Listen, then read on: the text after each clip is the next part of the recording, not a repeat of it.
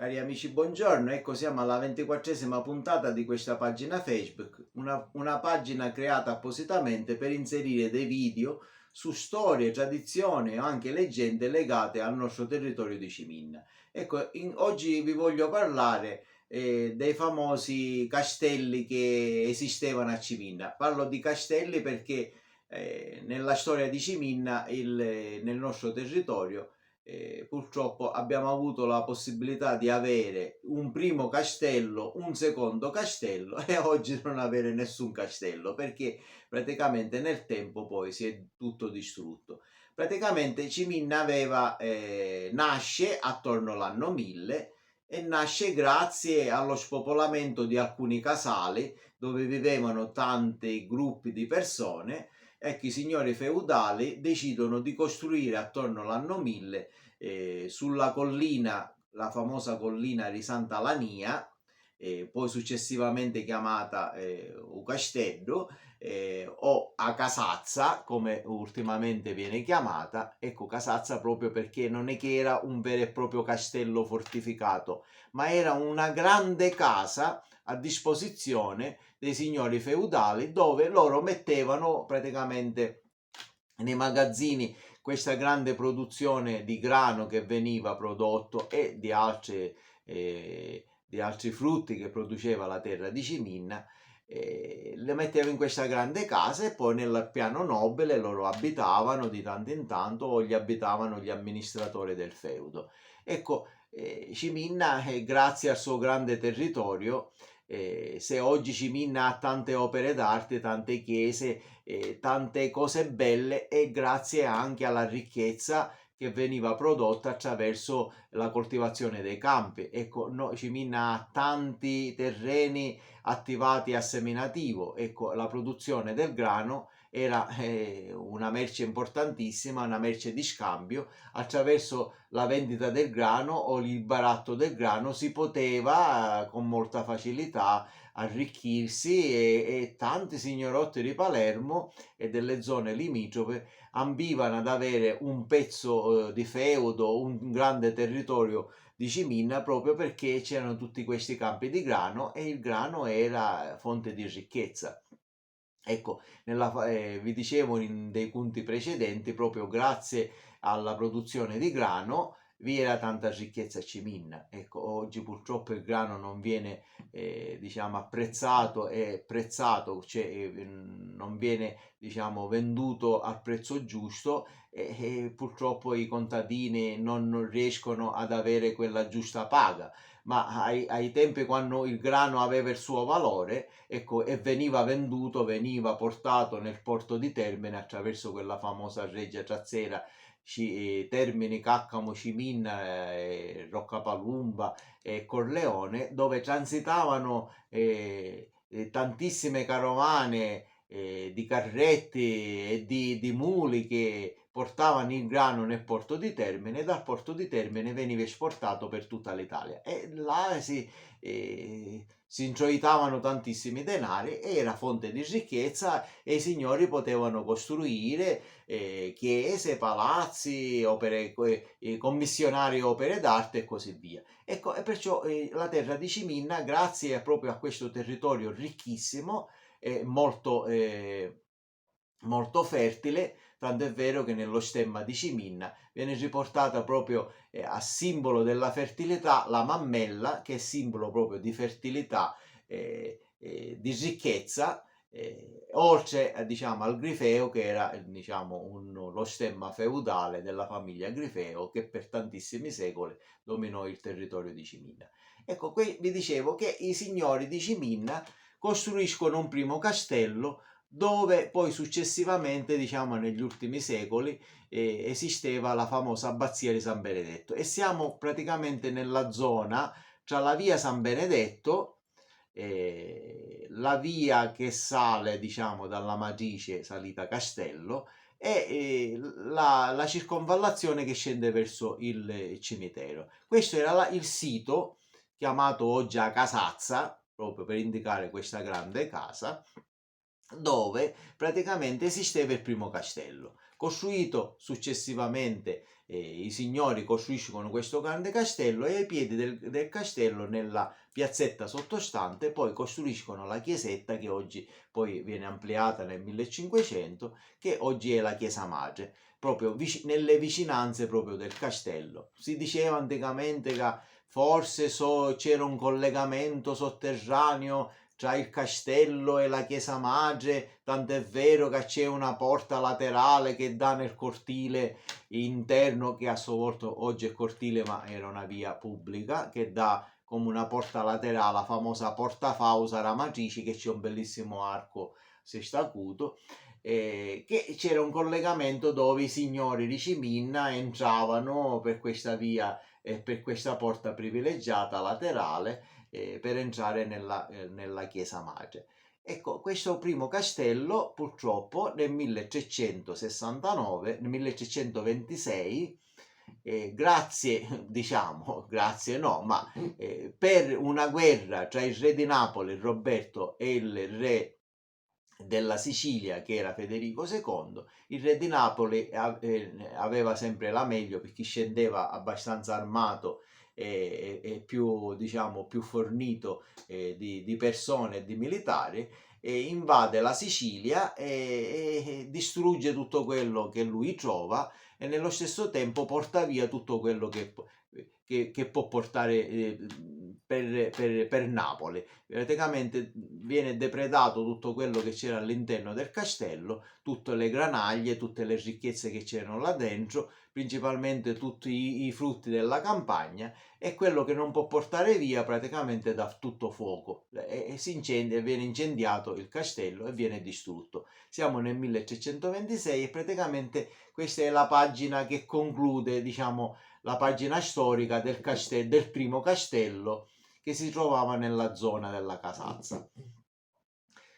I signori feudali non abbandonano l'idea di ricostruire praticamente il primo castello e pensano di costruire un castello ex novo, una grande casa di abitazione per loro, nella collinetta che c'è sopra, diciamo, di fronte alla chiesa madre, dove oggi c'è il famoso pino, e diciamo nel piano del castello vero e proprio, nel secondo castello. E già nel 1369 già si ha notizia di questo nuovo castello che viene costruito, che anticamente era formato praticamente da una quarantina di metri di larghezza che dava, diciamo, sulla via sulla via che dà sulla piazza Magice, di una quindicina di metri di larghezza. Praticamente il castello misurava circa 600 metri quadrati, era un grande palazzo. Nei pianterreni vi erano i depositi per i magazzini, sotto c'erano le carceri, poi c'era sopra il piano nobile con pareti affrescate, con tetti affrescati, con il mobilio dei signori, dei principi di Partanna e di Ciminna, la famosa famiglia Grifeo che dominava il territorio di Ciminna. E sopra, ancora nel piano superiore, vi erano poi i magazzini dove depositavano tutto quello che dovevano depositare come mobili e così via. E questo grande castello praticamente sopravvive e è a disposizione dei signori feudali. Anche all'interno del castello vi era una cappella una cappella dedicata sicuramente alla Madonna del Fervore. Tant'è vero che poi successivamente, dopo la distruzione del castello, la devozione viene poi successivamente riportata nel piano del castello con l'edificazione di quella chiesetta, quella edicola votiva, quella cappella votiva che si trova, diciamo, di fronte all'antico castello, a Madonna del Fervore. E io mi ritrovo a casa una stampa ottocentesca dove si dice Maria Santissima del Fervore, che si venera all'interno del castello di Ciminna, perciò molto probabilmente la cappella all'interno del castello sicuramente era dedicata alla Madonna del Fervore. E vi era anche un piccolo teatro che era sempre messo a disposizione della popolazione di Ciminna quando i signori non abitavano o non erano presenti. Qua veniva messo di tanto in tanto a disposizione della comunità per qualche piccola rappresentazione teatrale e così via. Diciamo, questo castello, che non aveva grandi mura fortificate e così via, ma era, diciamo, un grande palazzo residenziale da parte dei signori feudali. Ecco, per fortuna abbiamo noi una bellissima immagine, una fotografia, diciamo, in pittura, fatta nei primi anni del 1600. Ecco, all'interno della chiesa madre vi è quel bellissimo quadro che raffigura Santa Rosalia e la Madonna che intercedono presso la Santissima Trinità affinché Ciminna venga liberata dalla peste. Ecco, Ciminna ha un particolare legame con Santa Rosalia, perché già nei punti precedenti vi raccontavo la storia di Girolamo la Cattuta, che ebbe in sogno Santa Rosalia, che gli indicò il posto dove andare a scavare per trovare le sue reliquie e così via.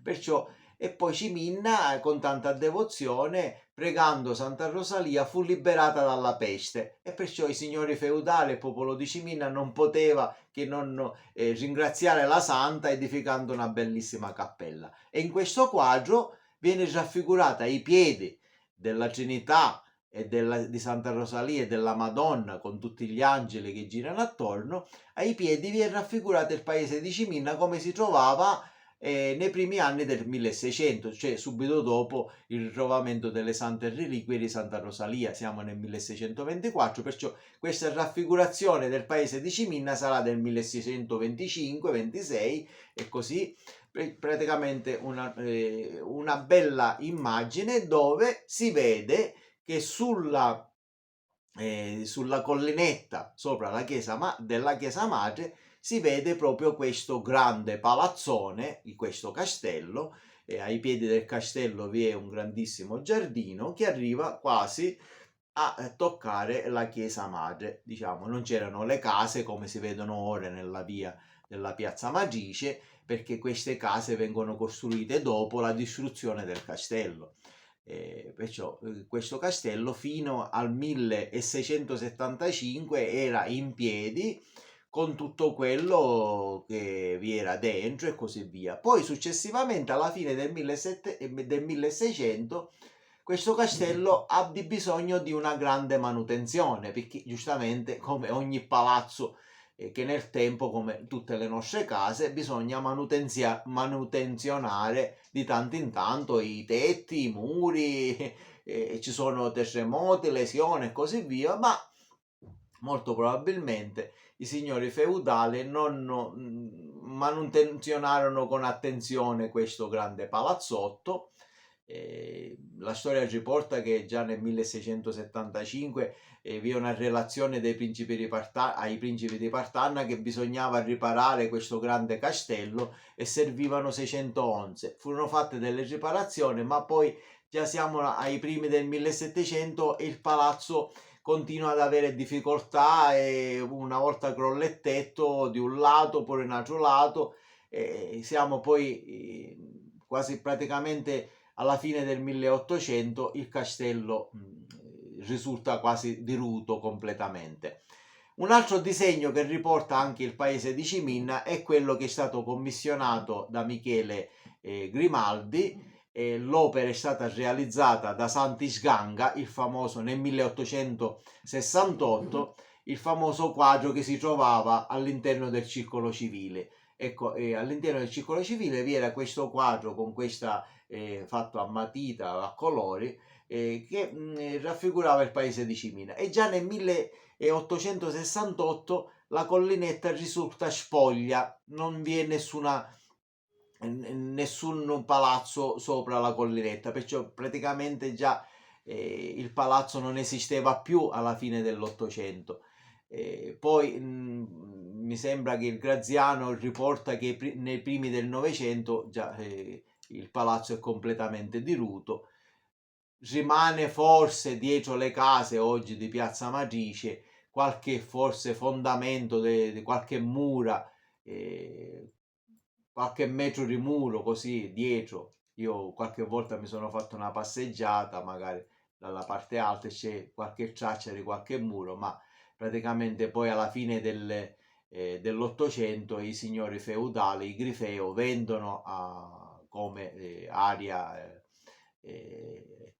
libera, non esiste più niente, il palazzo è diruto e la vendono a privati come terreno praticamente. E non c'è più nulla di questo castello. Ecco, nell'andare del tempo, proprio magari per incuria o per mancanza di manutenzione, il castello viene distrutto.